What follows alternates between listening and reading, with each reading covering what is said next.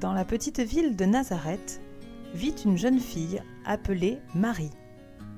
Elle aime Dieu de toutes ses forces. Elle est si douce et si gentille que tout le monde en est émerveillé. Marie va bientôt se marier. Ses parents sont contents du fiancé qu'ils ont choisi pour elle. Joseph appartient à une famille célèbre. C'est un descendant du grand roi David. Surtout, il est bon et généreux. Comme Marie, il veut servir Dieu tous les jours de sa vie. Le mariage se prépare et tout Nazareth a hâte que la fête ait lieu. Un jour que Marie se trouve seule, l'ange Gabriel, le messager de Dieu, apparaît devant elle. Il s'incline profondément et lui dit : « Réjouis-toi, Marie, pleine de grâce. Le Seigneur est avec toi. » Quelle surprise! Marie est bouleversée. « N'aie pas peur, Marie. Dieu t'a choisie. Tu vas attendre un enfant. Tu l'appelleras Jésus, et il sera le Fils de Dieu. » Marie dit à l'ange : « Mais comment cela sera-t-il possible ? L'Esprit de Dieu viendra sur toi. Rien ne lui est impossible. Regarde, ta cousine Élisabeth attend aussi un fils, alors qu'elle est âgée. » Marie choisit de faire confiance. Elle dit à Gabriel : « Je suis la servante de Dieu. Que tout se passe pour moi comme tu l'as annoncé. » Après la visite de l'ange Gabriel, Marie décide de partir en voyage chez Élisabeth. Elle prend le chemin des montagnes où habite sa cousine. Vite, vite, car elle a hâte de partager la bonne nouvelle. Elle entre dans la maison d'Élisabeth et la salue. En entendant la voix de Marie, le bébé d'Élisabeth bouge très fort dans le ventre de sa maman. Alors, Élisabeth est remplie de l'Esprit Saint et elle devine tout ce qui se passe. Elle s'écrie : « Marie, tu es bénie entre toutes les femmes, et l'enfant que tu attends est béni.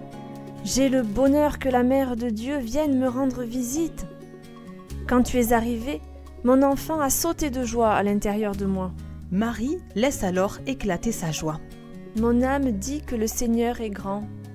Je chante de joie pour Dieu mon Sauveur. Il a choisi son humble servante. Les hommes de tous les temps me diront bienheureuse. Dieu a fait pour moi de grandes choses, saint est son nom. Il protège les petits, il écarte les orgueilleux. Son amour s'étend d'âge en âge sur les hommes qu'il aime. Il est venu en aide à son peuple, il s'est rappelé sa promesse. » Marie reste 3 mois chez sa cousine avant de rentrer à Nazareth.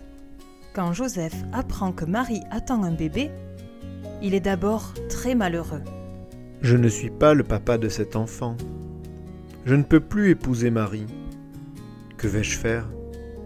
Mais la nuit suivante, un ange lui apparaît en rêve et lui dit : « Joseph, fils de David, n'aie pas peur de prendre Marie chez toi.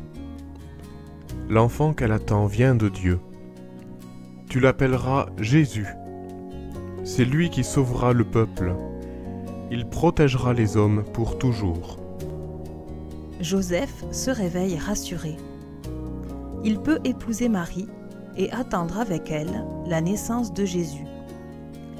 Tous les deux ensemble, ils vont élever cet enfant envoyé par le Seigneur. Cette année-là, l'empereur Auguste décide de compter tous les habitants de son royaume. Ses messagers proclament partout : « Ordre de César Auguste, tout le monde doit aller dans la ville de sa naissance pour être inscrit. » Joseph, lui, doit se rendre à Bethléem où il est né, tout comme le roi David. Bethléem est très loin de Nazareth. Joseph et Marie préparent leur départ. Marie monte sur un âne et ils se mettent en chemin.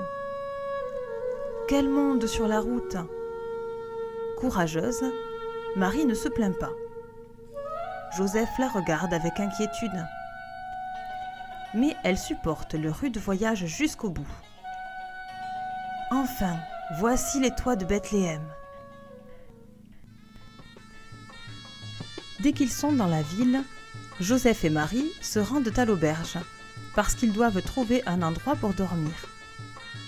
Hélas, l'aubergiste leur dit « Désolé, mais il n'y a plus de place pour vous. Regardez, ma salle est déjà pleine de voyageurs. » Et il referme la porte. Joseph et Marie restent tout seuls dans la rue. La nuit est tombée. Marie murmure. « Je sens que le bébé va naître. Il faut vite trouver un abri. » Joseph cherche partout. Il découvre enfin une étable ouverte à tous les vents. C'est mieux que rien. Il y installe Marie. L'âne entre derrière eux en traînant les sabots, fatigué lui aussi. Au milieu de la nuit, Marie donne naissance à Jésus. Elle l'enveloppe de l'ange et le couche dans la mangeoire des animaux. Très longtemps avant cette nuit-là, le prophète Isaïe avait annoncé qu'il se passerait un jour un événement extraordinaire. Il avait dit : Le peuple qui marchait dans le noir a vu se lever une grande lumière. Sur ceux qui habitaient le pays de l'ombre, une lumière a resplendi.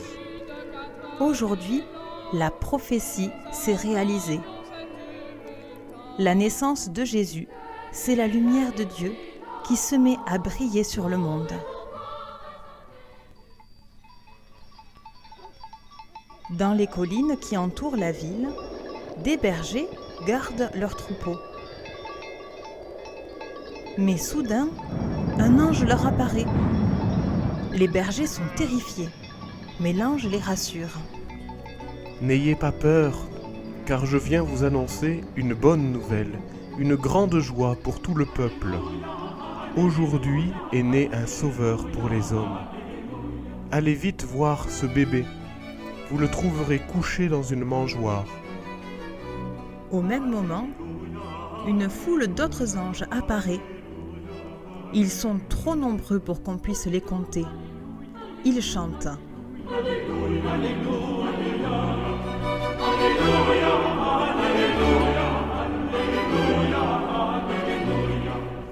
Les bergers se regardent. Allons vite voir cet enfant. Les bergers courent jusqu'à Bethléem. Se rappelant ce que l'ange leur a dit, ils poussent la porte d'une pauvre étable et s'approchent de la mangeoire. Oui, il y a bien là un enfant enveloppé de l'ange qui dort sous le regard de ses parents. Comme il est beau! Les bergers se prosternent devant lui et le regardent longtemps, longtemps, dans un silence émerveillé. Pendant ce temps, Marie repense à tout ce qui vient de se passer. Elle remercie Dieu, encore et encore, pour son amour et sa bonté. Toute sa vie, elle gardera dans son cœur le souvenir de cette nuit merveilleuse.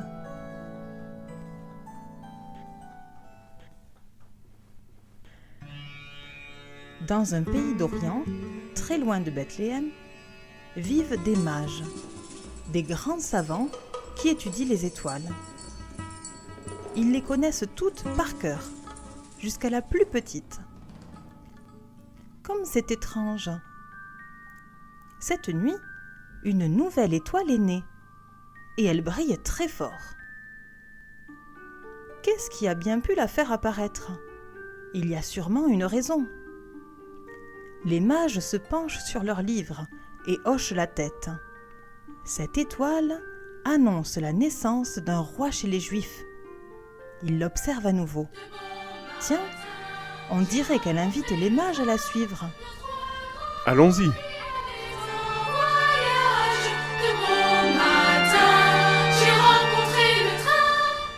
Arrivés à Jérusalem, les mages ne voient plus l'étoile. Ils entrent dans le palais du roi Hérode.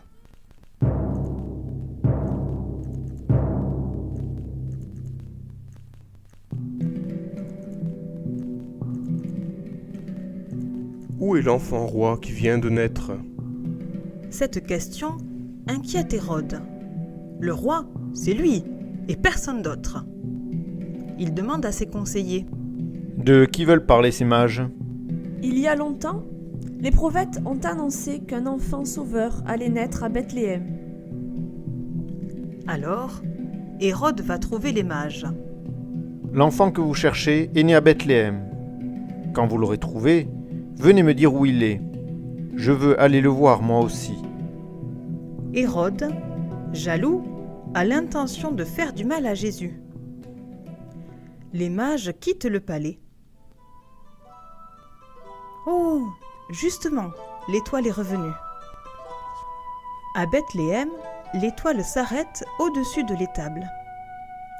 En entrant, il voit Jésus dans les bras de Marie, tombe à genoux et se prosterne devant lui. Puis il lui présente des cadeaux. Dans le premier coffret, il y a de l'or. Marie les remercie en souriant. L'or est un cadeau qu'on offre au roi. Quel bel hommage! Dans le deuxième coffret, il y a de l'encens. Marie les remercie gravement. L'encens est un cadeau réservé à Dieu. Ces étrangers devinent-ils que son enfant est le Fils de Dieu ?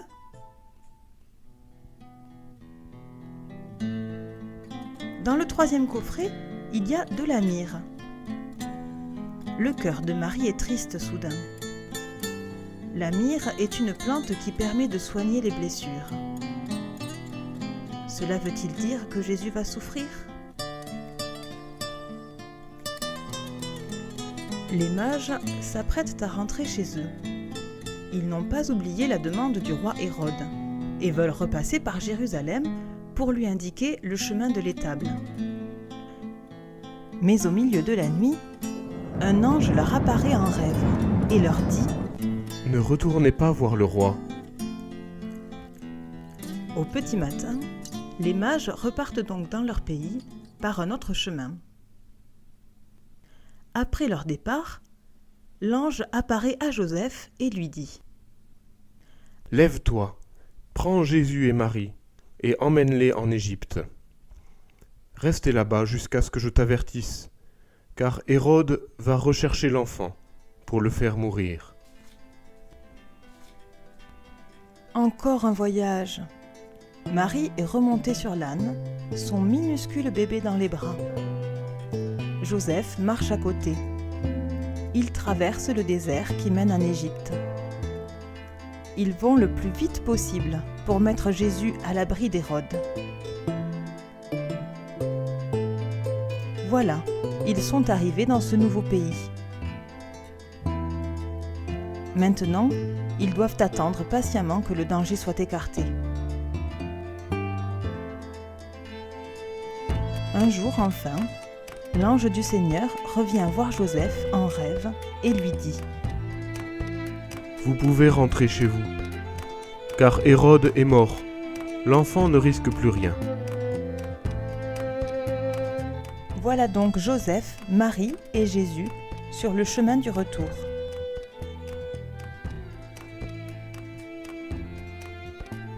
Quel bonheur de retrouver leur maison de Nazareth et tous ceux qu'ils aiment. À Nazareth, Jésus grandit en sagesse et en intelligence. Il aide Joseph dans son métier de charpentier. Il a des amis, comme tous les petits garçons du monde. Il joue avec eux, il apprend à lire et à écrire, il rend service à ses parents. Personne à Nazareth n'a entendu parler du mystère de sa naissance. Ici, pour l'instant, on ne se doute pas que Jésus est le Fils de Dieu.